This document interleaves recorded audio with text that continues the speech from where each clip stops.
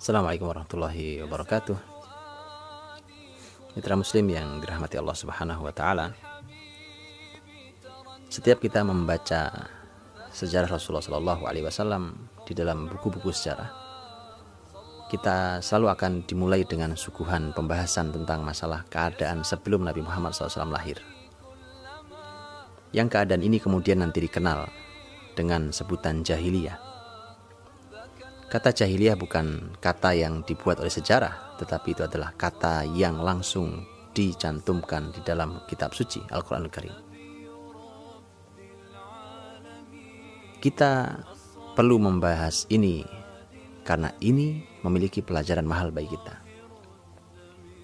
Pelajaran pertama adalah bahwa agar kita tahu ketika sejarah adalah sesuatu yang berulang sunatullahnya, maka kemudian zaman manapun yang kosong kenabian dan wahyu, maka dia akan bergerak menuju lembah kejahiliahan. Seperti zaman itu, saat sebelum Rasulullah Muhammad SAW lahir, zaman itu disebut sebagai zaman fatrah minar rusul, zaman kekosongan kerasulan. Sehingga kemudian orang lupa, orang tidak tahu lagi kemana arah kehidupannya. Yang ada kemudian mereka melakukan apa saja yang mereka kira benar, padahal semakin hari semakin jauh dari Allah Subhanahu wa taala. Maka zaman itu adalah zaman yang jauh dari wahyu dan jauh dari Rasul, kemudian menjadi zaman jahiliyah. Kita pun hari ini sama. Ketika kita jauh dari wahyu dan kita jauh dari Rasul, karena Rasul sudah tidak ada lagi, tapi wahyu masih ada. Dalam arti Al-Quran masih bersama kita, karena Al-Quran akan abadi hingga Allah Subhanahu wa ta'ala menutup peradaban seluruh yang ada hari ini dengan kiamat. Untuk itulah kita akan tahu bahwa pribadi, keluarga, masyarakat, negara, dunia ini, asal dia jauh dari panduan Al-Quranul Karim dan jauh dari petunjuk Rasulullah SAW, pasti akan menjadi masyarakat jahiliyah. Kemudian pelajaran yang juga sangat penting, bahkan lebih penting dari itu adalah setelah kita memandangi ini sebagai cermin, maka kita akan belajar dan sekaligus menjawab pertanyaan kita, bagaimana cara menerangi kembali setelah kegelapan jahiliyah itu menyelimuti. Apa solusinya? Disinilah kemudian kita nanti akan mendapatkan pelajaran dari sejarah Rasulullah SAW, bahwa beginilah cara untuk menghilangkan kejahilian itu, untuk mengembalikan cahaya Islam itu di muka bumi.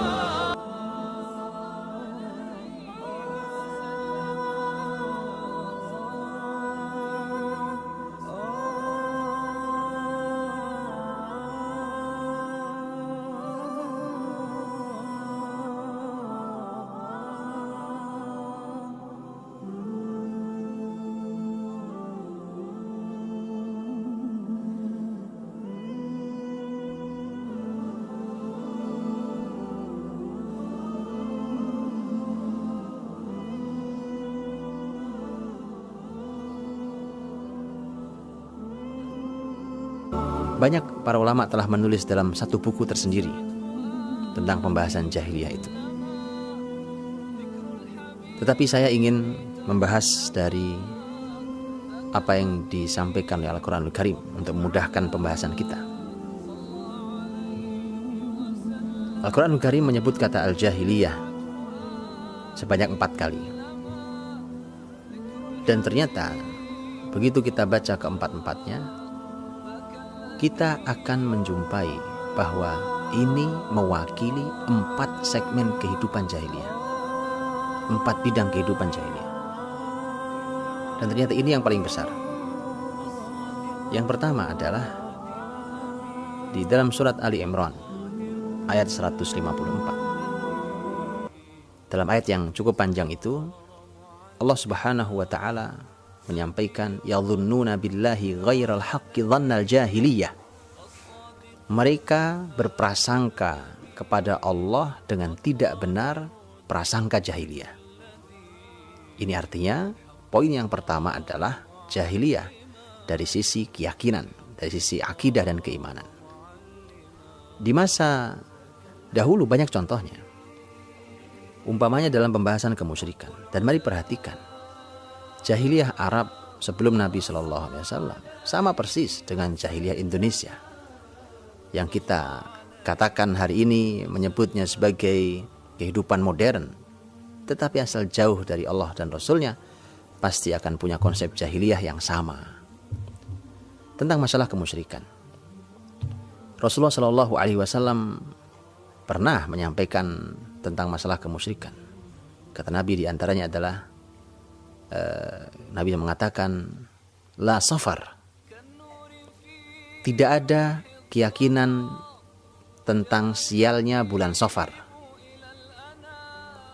Ternyata sampai hari ini masih ada dan tidak sedikit yang meyakini bahwa bulan Safar adalah bulan yang tidak baik. Sehingga banyak yang menghindari untuk mengadakan acara-acara besar di bulan tersebut. Ini keyakinan kemusyrikan jahiliyah yang telah dihapuskan oleh Islam. Dari sekian banyak contoh yang lainnya. Perdukunan umpamanya. Perdukunan adalah merupakan salah satu bukti bahwa masyarakat itu adalah masyarakat jahiliyah. Kalau perdukunan adalah perdukunan yang marak di mana-mana. Masyarakat menjadikan dukun sebagai sumber dari segala ilmu mereka dan tempat mereka bertanya dan berkonsultasi. Setiap ada masalah mereka datang ke mereka, maka ini adalah membuktikan bahwa mereka sedang berada di dalam kejahiliyahan akidah. Yang kedua, al-jahiliyah dalam Al-Quran. Dalam surat Al-Ma'idah ayat yang ke-50, Allah Subhanahu wa ta'ala berfirman, afa hukmal jahiliyati yabghun wa man ahsanu minallahi hukman liqaumi yuqinun. Apakah hukum jahiliyah yang mereka sedang cari? Dan siapakah yang lebih baik dibandingkan Allah hukumnya bagi orang-orang yang yakin? Nah, yang kedua ini berarti tentang hukum. Hukum yang jahiliyah, peraturan, perundangan yang jahiliyah, semakin jauh dari Allah dan Rasulnya. Mungkin kita menduga kita sedang membuat sebuah hukum yang sangat bijak, sebuah hukum yang terlihat begitu bagusnya. Tapi yakinlah, ketika jauh dari Allah dan Rasulnya, maka kita akan kecewa dengan dugaan kita, karena ternyata itu adalah hukum jahiliyah. Di kalangan masyarakat Arab dahulu umpamanya, mereka memiliki aturan kabilah dan hukum-hukum mereka buat sendiri. Umpamanya dalam masalah hukum pernikahan contohnya. Di dalam masalah hukum pernikahan, Aisyah radhiyallahu anha menyampaikan bahwa dahulu orang-orang Arab mengenal beberapa jenis pernikahan yang menurut mereka semuanya legal. Padahal dalam ukuran syariat Islam hari ini yang legal cuma satu saja, yaitu proses pernikahan yang kita kenal hari ini. Sisanya adalah perzinahan. Aisyah menyebutkan, umpamanya ada jenis pernikahan namanya nikah al-adha atau nikah ibtigha al-ibn, nikah untuk mencari anak. Umpamanya ada seseorang yang sudah menikah sekian lama, kemudian istrinya tidak kunjung hamil, maka kemudian dia mengizinkan untuk istrinya ditiduri oleh temannya, kemudian begitu hamil dia pulang. Dan kemudian nanti diaku menjadi anaknya. Ini disebut pernikahan legal di zaman mereka. Kemudian pelacuran. Oleh mereka pun mereka anggap sebagai sebuah pernikahan. Dan itu mereka anggap legal di masyarakat. Dan ternyata hari ini, jahiliyah hari ini, itu bisa lebih buruk dari jahiliyah Arab saat itu. Karena saat itu tidak ada pernikahan sejenis. Dan hari ini, bahkan mereka sudah menuntut untuk disahkan pernikahan sejenis itu. Bahkan di negara tertentu sudah disahkan pernikahan sejenis itu. Jadi lebih buruk. Jadi ini hukum jahiliyah. Di segala hal, hukum jahiliyah. Yang ketiga, Allah Subhanahu wa ta'ala berfirman di dalam surat Al-Ahzab ayat yang ke-33. wa qarna fi buyutikunna wa la tabarrajna tabarrujal jahiliyatil ula. Ini berbicara tentang ummahatul mukminin, yaitu tentang istri-istri Nabi sallallahu alaihi wasallam. Menetaplah kalian para wanita di rumah-rumah kalian dan jangan berpenampilan jahiliyah. Penampilan jahiliyah, ini yang ketiga. Penampilan jahiliyah artinya bahwa ternyata ketika penampilan itu mendapatkan porsi yang khusus dalam Quran, maka ini artinya kerusakannya sangat luar biasa. Penampilan jahiliyah. Dan inilah yang akan menyebabkan maraknya sebuah kemaksiatan. Bahkan hingga kemaksiatan zina. Maka dari itu dia mendapatkan sebuah perhatian. Dan dalam Islam, penampilan adalah merupakan bukti iman seseorang. Sehingga di dalam Islam yang juga sangat diperbaiki adalah tentang masalah penampilan seseorang. Bagaimana cara laki-laki berpenampilan, bagaimana cara wanita berpenampilan. Dan perhatikan hari ini, semakin orang jauh dari Allah dan Rasulnya, semakin orang bertelanjang. Dan bahkan mereka minta untuk dilegalkan. Dan mereka menyebutnya sebagai ekspresi diri, ekspresi jiwa, atau mungkin ekspresi seni dalam bahasa mereka. Tapi yang jelas adalah penampilan jahiliyah. Dan yang terakhir adalah firman Allah Subhanahu wa taala dalam surat Al-Fath ayat yang ke-26. Allah berfirman, "Idz ja'alal ladzina kafaru fi qulubihimul hamiyyah hamiyatal jahiliyah." Ketika Allah menjadikan orang-orang kafir di dalam hati mereka ada kesombongan jahiliyah. Kata hamiyah jahiliyah, hamiyah itu adalah orang mempertahankan dirinya dengan kesombongan dan dengan fanatisme.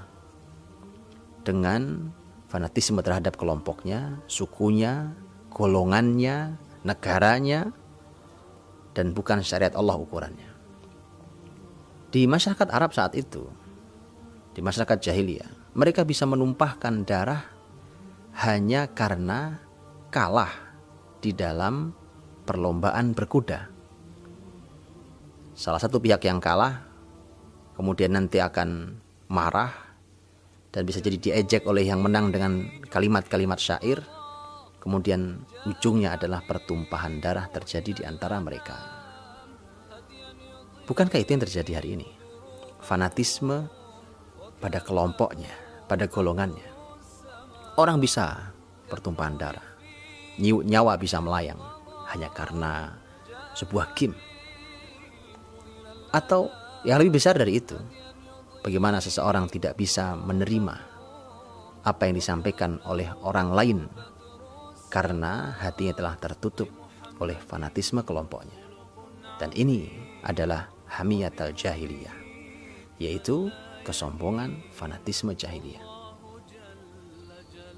Inilah yang melatar belakangi keadaan zaman saat itu. Maka zaman saat itu memerlukan kehadiran seorang Rasul yang memperbaiki keadaan mereka, menghapuskan kejahiliahan, menghadirkan cahaya bagi mereka, dan menyelamatkan manusia untuk ditarik kembali dari jurang kejahiliahan untuk dihantarkan menuju puncak keemasan manusia dan kemuliaan mereka.